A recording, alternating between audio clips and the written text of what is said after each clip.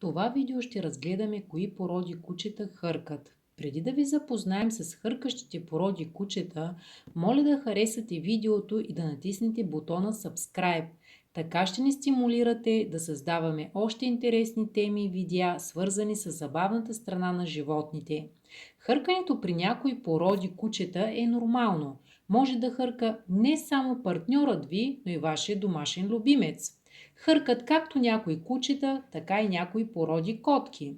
Породите домашни любимци, които се характеризират с касейни муцуни и изпъкнали черти на лицето, са сред най-силните дразнители на съня и на нощната тишина. В резултат на скъсените муцунки, малките ноздри и носни дихателни пътища, тези домашни питомци си похъркват.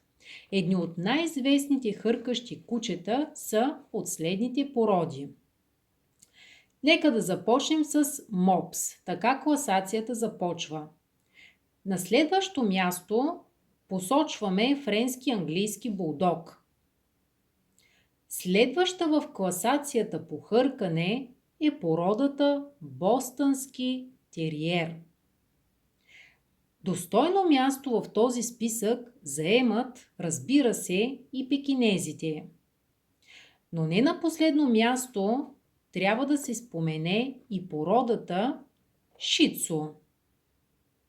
Накрая нашата класация ще завършим с прекрасните шпаньоли. Ако кучето ви хърка и винаги е хъркало, няма причина за тревога. Просто ще трябва да приемете, че имате едно прекрасно малко хъркащо дразнителче. На последната снимка в днешното видео е нашето слънчево пекинесче, също хъркащо, за щастие обаче само от време на време. Ако може да добавите друга порода към този списък, ще сме ви много благодарни. Пожелавам ви хубав и успешен ден!